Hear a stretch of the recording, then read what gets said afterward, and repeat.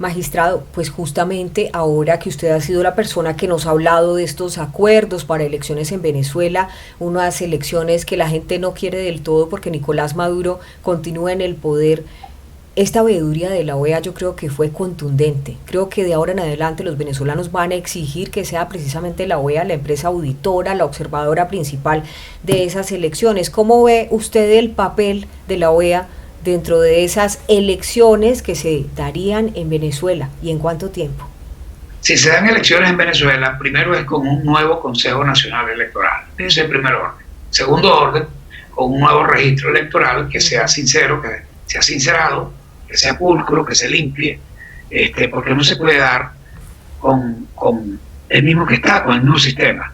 Inclusive nosotros como tribunal, la sala electoral sacó una sentencia ejemplarizante donde anula totalmente el uso de ese fraude electoral, las máquinas esas, el fraude electoral. ¿El Smartmatic?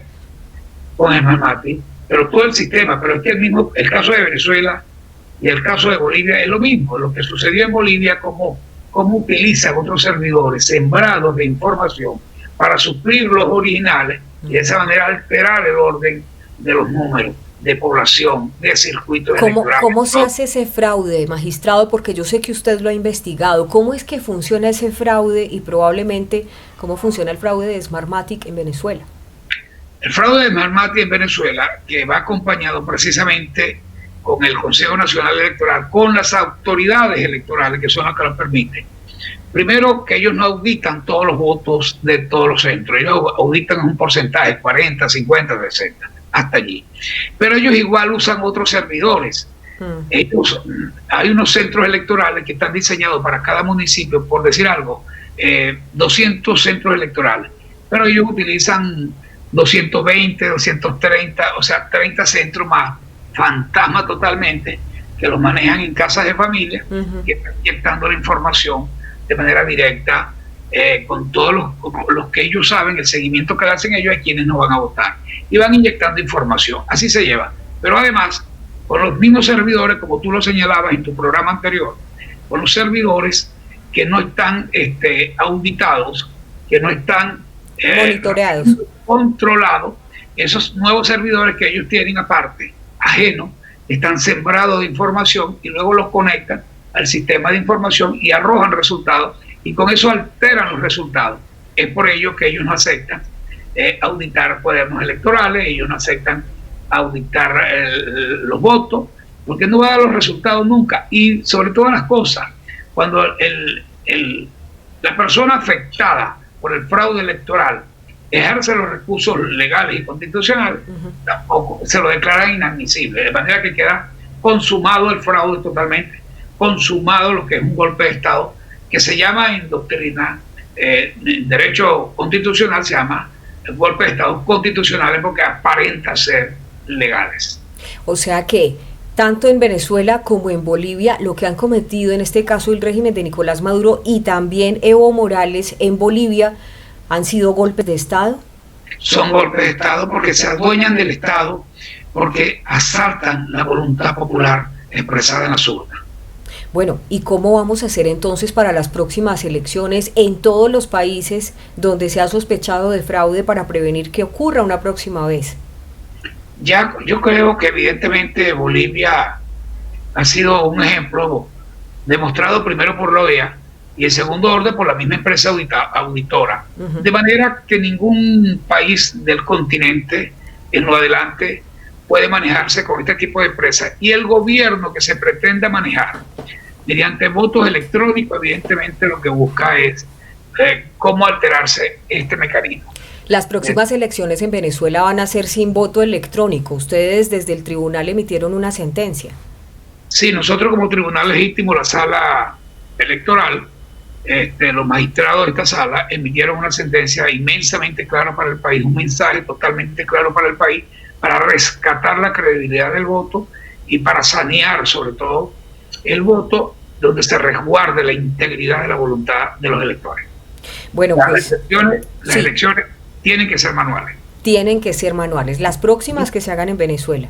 Exacto, y contarse manualmente el voto en presencia de todos, con todo el personal que representan los partidos políticos que participen allí, de manera que se garantice extremadamente lo que es la voluntad expresada del voto del ciudadano. Magistrado, el próximo 16 de noviembre Venezuela se prepara para un paro nacional, para una calle sin retorno, según lo quiere la sociedad civil, que no quiere más dictadura. Dicen que van a ir a Miraflores. Diosdado responde que bien puedan, que ahí los están esperando. ¿Esto se puede traducir como una amenaza para la sociedad civil? Bueno, no tengo conocimiento de que sea un paro nacional.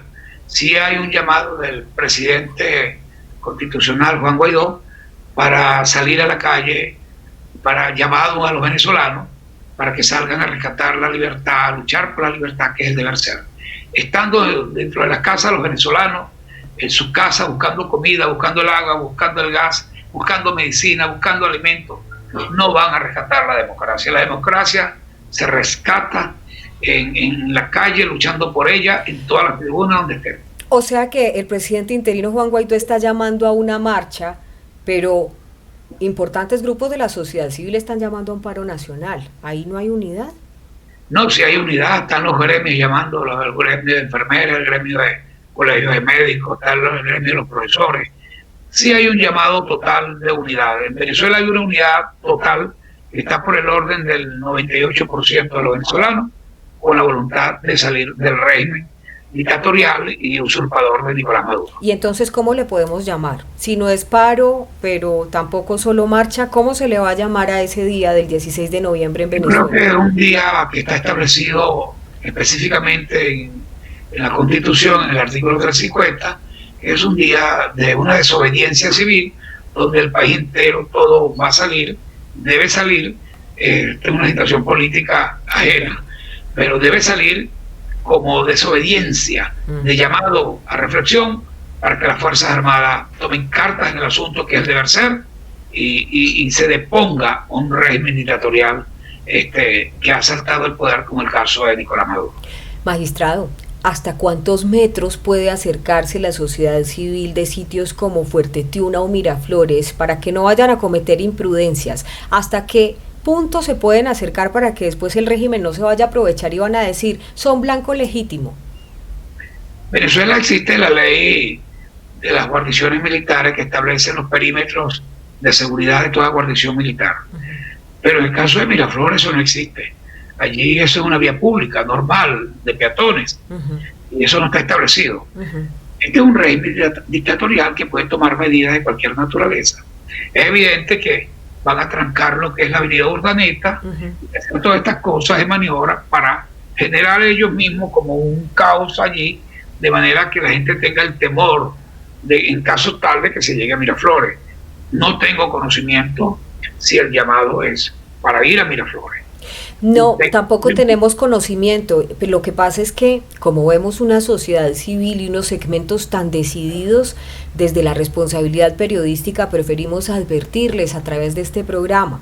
Miren, no se vayan hasta cierto punto porque de pronto pasa algo, o traten de hacerlo de manera segura, porque no estaríamos tranquilos diciéndoles, marchen tranquilos y por todas partes, cuando usted sabe que hay segmentos de la sociedad civil, hay resistencias que están ya decididas y dicen libertad o libertad, y pues no sabemos qué puedan hacer en el momento de esta concentración pública.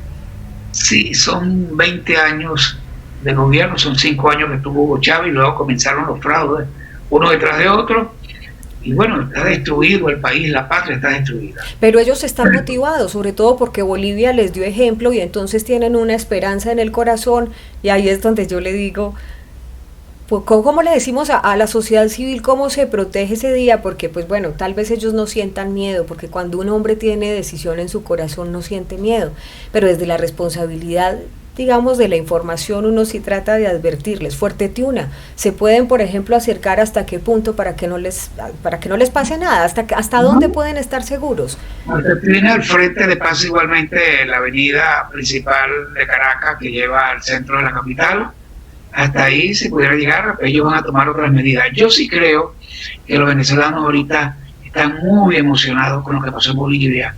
Nosotros todos estuvimos pendientes, yo me acosté hasta la 1 de la mañana, luchando, también apoyando a los bolivianos valientes, que lucharon por su libertad y ahí la consiguieron y ahí la tienen.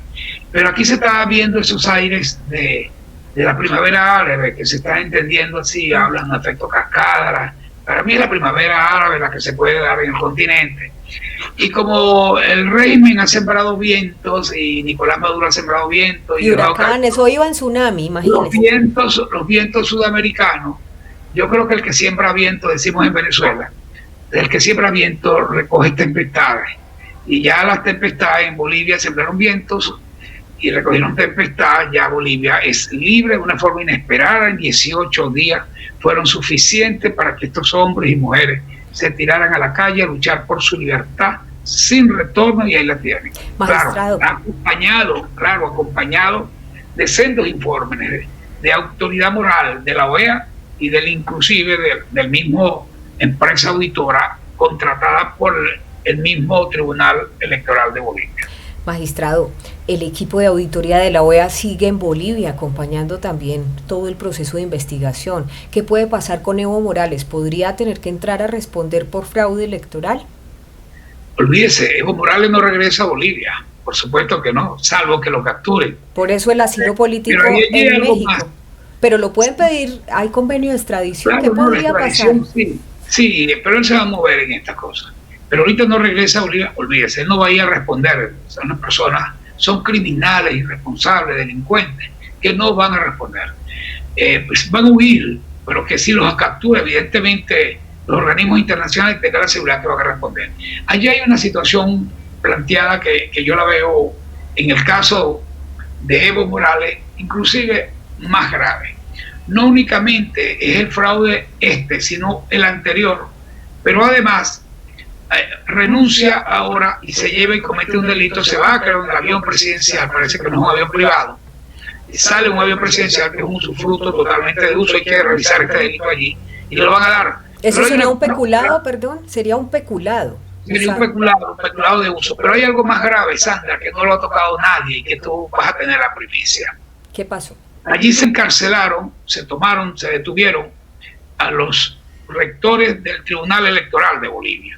Pero allí hay unos responsables que están en el Tribunal Supremo, unos colegas que están en el Tribunal Supremo, que sacaron una sentencia al margen de la Constitución para burlar al pueblo boliviano y para ser candidato a Evo Morales. ¿La sentencia que usted me envió ayer por la noche? No. Lo que envié fue la cuestión donde las Fuerzas Armadas envían un mensaje a la población a los efectos del restablecimiento de la paz y el orden social. Pero es que Evo Morales, la Constitución le prohíbe, y ahí comienza el fraude electoral en Bolivia. La Constitución Nacional Boliviana le prohíbe la reelección a Evo Morales. Y para burlar la Constitución se fue al Tribunal Supremo con sus jueces, con su club de amigos, y le mandaron a ser candidato, y ahí están los resultados. Evo Morales no puede ser candidato en Bolivia. Eso es un golpe constitucional. O sea que esos magistrados de ese Tribunal Supremo de Bolivia también podrían ir, en proceso. Deberían ir pagar por su delito cometido de desviación de poder a través de la vía judicial del Tribunal Supremo de Justicia. Ellos desconocieron la Constitución para ser candidato a Evo Morales, quien por lo demás se lo prohíbe la Constitución. Había convocado un referendo y también lo perdió. Entonces, mira todas estas desgracias. Son producto de una decisión judicial donde se burla la Constitución, donde se aparta la Constitución para colocarla al servicio de un partido político, en el caso de Bolivia, del partido de gobierno. Bueno, pues entonces este proceso apenas está comenzando. Queda por parte de los organismos internacionales, seguramente que continuarán con estas investigaciones y quedará pendiente si emiten alguna medida o un proceso que incluso incluya este acuerdo de extradición y demás, por si van a hacer responder a Evo Morales por fraude electoral, pero también el Tribunal Electoral de Bolivia. Y ahora usted menciona a los magistrados del Tribunal Supremo que de alguna manera manipularon la Constitución para hacer nuevamente candidato Evo Morales en una reelección que estaba prohibida por la ley boliviana. Por la Constitución boliviana, sí. Yo creo que todo lo que estamos viendo en Bolivia, y se está viendo, es producto de una decisión al margen de la Constitución, que hace absolutamente nula las elecciones en Bolivia con Evo Morales como candidato. De manera que el informe de la OEA debe contener en una de sus partes de lo que es la legalidad de esa convocatoria electoral debe contener la imposibilidad constitucional de que Evo Morales fuera candidato. Y allí tiene que reflejarse la sentencia que al margen de la Constitución le hace candidato con todas las consecuencias hoy sufridas por el pueblo boliviano. Magistrado, como siempre es un gusto contar con usted en el informativo G24. ¿Qué le quiere decir a los venezolanos que están viendo este motivo de inspiración en Bolivia para el próximo 16 de noviembre en su país? A mi pueblo, a los venezolanos, quiero pedirles con mucha fuerza, con mucha esperanza, que en las manos de nosotros está, en la voluntad de salir de nosotros está para cambiar el régimen. Nosotros, los venezolanos en las calles, tengan la seguridad que si los venezolanos salen, como son los venezolanos, con la fuerza, con la esperanza, con el ejemplo de Bolivia, con el sueño de la primavera árabe, tengan la seguridad que las horas del gobierno de Nicolás Maduro están contadas, porque es un régimen totalitario, porque es un régimen que ha destruido al país, uno de los países más ricos del continente. Igualmente mi llamado a los colombianos, que por ahí están convocándoles para una marcha. No hagan la agenda del comunismo. No permitan ustedes que personas desenfocadas sociales puedan alterar el orden legal y constitucional y la paz de los colombianos, como la han alterado en Venezuela y como la están alterando en Bolivia. En las próximas horas, magistrado, lo voy a invitar para que vea con nuestra comunidad de analíticos también la entrevista que le hicimos al coronel Marulanda frente a esas amenazas que están circulando en redes sociales en relación al paro del 21 de noviembre aquí en Colombia, pero también unos rituales extraños que se están viendo en varias ciudades. Magistrado, gracias. Gracias, Sandra. Gracias a ti. Un abrazo fuerte.